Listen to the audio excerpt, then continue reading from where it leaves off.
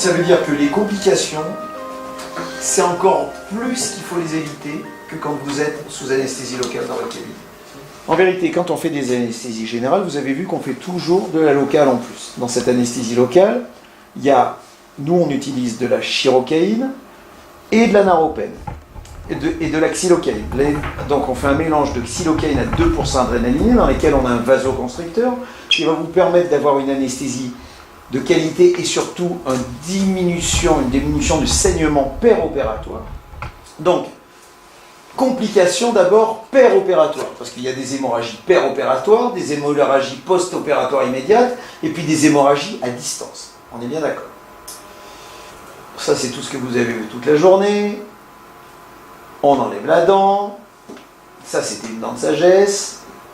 Maintenant, dans les hémostatiques, nous, ce qu'on utilise ici, c'est le Pangène et le Surgicel. Alors, donc, vous voyez ce que je vous ai mis en haut. Déjà, ça se met à pisser, on est énervé, ça pisse, on saigne. Tu commences par engueuler ton aile, et ça fait passer le temps, déjà, ça te détend. D'accord? C'est toujours engueuler l'aide opératoire. Vous verrez, vous en prendrez tous l'habitude. Quand ça saigne, c'est toujours ton aide qui a mal aspiré, c'est de sa faute. Donc, surtout, quand ça commence à pisser, on ne s'énerve pas. On aspire, on comprime, on réfléchit. Donc ça s'appelle un bistouri électrique.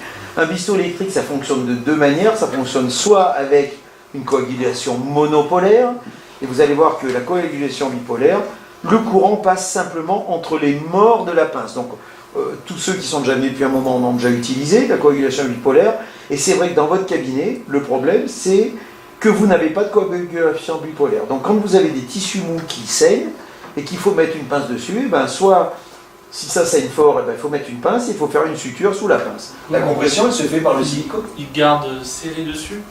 Vu que tu as fait une empreinte entre la mâchoire du haut et la mâchoire du bas, entre le maxillaire et la mandibule, tu les as fait mordre pendant que tu prenais l'empreinte, donc après, éventuellement, tu leur mets des trucs et tu mets une bande autour de la tête, pour pas qu'ils ouvrent la bouche. On a vu les hémorragies post-opératoires, donc ça, on peut le gérer. Et maintenant, on a la dent de sagesse dans le sinus maxillaire. Ah, ça vous est pas encore arrivé, ça vous arrivera. Je vous garantis que ça vous arrivera. J'ai essayé tout à l'heure. Oui, mais t'as bien essayé. La troisième complication que vous allez avoir, péropératoire, c'est la fracture péropératoire ou la fracture post-opératoire du vieux chez laquelle tu as enlevé la dent avec un gros dégât machin, le mec de 75 ans qui manque de vitamine A, qui est décalcifié et tout, ça va bien se passer, ou alors il y a un gros kyste que tu as enlevé, le mec il va se trouver au bout de 3 jours, 5 jours, il va bien, il ouvre la bouche, il mange, et là tu as la fracture mandibulaire. Le kit que vous devez avoir au cabinet, vous faites de la chire, des petites complications vous en aurez. Sachez ne pas vous énerver, les gérer. Le patient qui a l'abcès de la 3e semaine, c'est pas la peine de lui envoyer une ordonnance d'antibiotiques tant que tu n'as pas vidé le machin, il n'est pas dégonflé.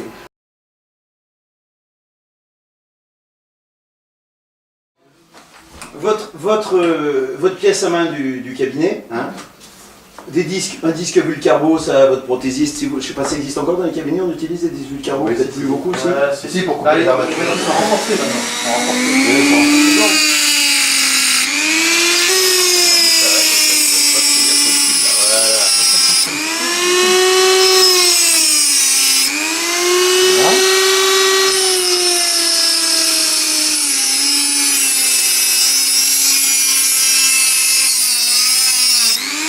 Voilà.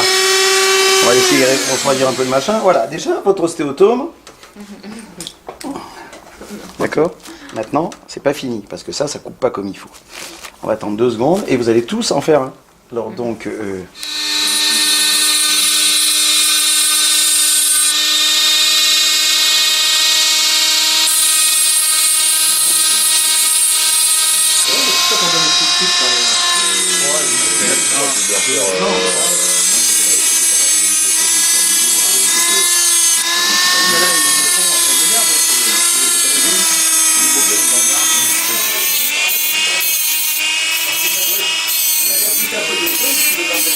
à l'époque, qui était un mec qui faisait beaucoup à Nancy de stotomie, il avait tout un tas d'instruments comme ça qu'il avait bricolé lui-même, qui était... Parce que le fabricant, lui, il t'envoie un instrument si tu veux, tu le mets dans les boîtes, et puis au bout de 3 fois que tu les as utilisés, ça coupe plus. T'as dit quoi? Encore un peu là.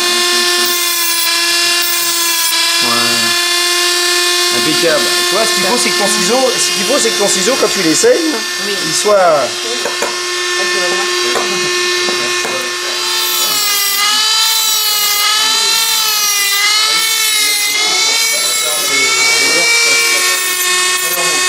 On est peut-être à couper le matin, alors. Mais Eric, il rigole pas. Hein.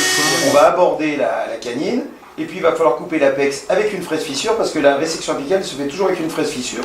Si vous le faites avec une fraise boule, votre bout de racine il va être arrondi, et ça ne va pas aller du tout. On veut garder la dent. S'il y a une infection au bout, c'est qu'il faut qu'on puisse obtenir, et ça c'est le primordial, une dent étanche.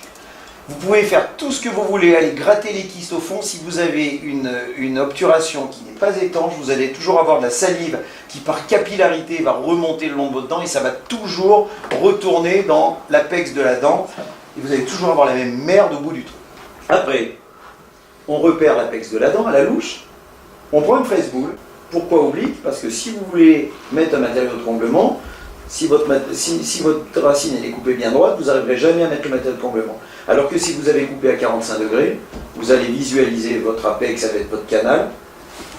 Tout le monde est là? Il vous faut l'écarteur de Dautrey. La canine, elle est là, d'accord? La canine, elle est là. Et elle descend jusque là, la canine du cochon, hein, très très profond. Donc qu'est-ce qu'on va faire? On va faire une incision.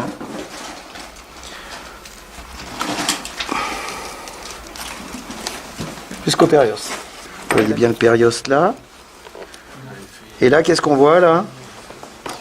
Qu'est-ce qu'on voit là? Le premier nerf montonnier du cochon, d'accord? Donc c'est exactement comme chez l'individu normal. Je suis en sous-périosté. Le nerf, est-ce que je peux y aller tout ce que je veux? Je pose mon troisième ici pour pas abîmer la lèvre du cochon, d'accord? Et on y va doucement.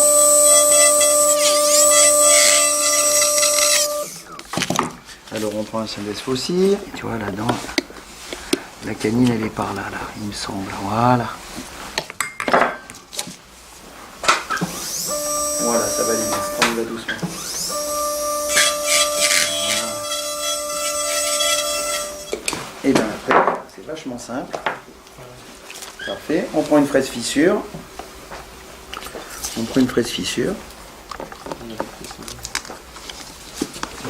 On va ça, fait au goutte à goutte, c'est mieux. Alors, comme chez l'être humain, hein, il ne faut pas hésiter à enfoncer. Hein. Votre fraise, pour couper le truc, elle doit s'enfoncer à peu près jusque-là. Hein. Même si vous attaquez un peu la table osseuse... arrose fort, voilà. Même si votre table osseuse... Voilà. Ensuite, qu'est-ce que je fais? Je prends simplement ça. Et alors, chez le cochon, elle va se casser en petits morceaux parce que c'est extrêmement... Voilà. Ouais, c'est ça, déjà, au niveau de la dent, là, ici, dans... Enfin, je suis producteur, mais là... Il a fait beaucoup plus bas, non? Oui, en fait, descendu, mais c'est pas mal. Tu peux décharger plus loin, là. Au niveau, si tu veux que je le décale un peu. Mais en fait, là, comme j'ai incisé... Mais je suis remontée, tu vois. Ouais, donc là, c'est-à-dire que là, regarde, ici, t'as une problématique ici, c'est que cette partie-là, voilà, faut que tu viennes bien contre l'os et tu viens ruginer, en fait. Un double période. Tu vois? Avec l'autre côté, c'est plus facile. Non. Tu verras que c'est beaucoup plus simple comme ça, pourquoi? Parce que regarde, il faut bien Là, voir. il y en a un. Voilà, c'est le... C'est le montonnier. Tu peux pas prendre son lumière. Anthony, tu as du film qui avait fait Daniel sur le développement de nerf. Tu vis là, je le vois là. Ouais, mais je le vois, moi. Il est juste à Ouais, ma gauche. Et maintenant, tu viens décoller derrière aussi. Donc, regardons dans la... Pas la vague pour... Après, Et on va... Alors, attention, on va faire...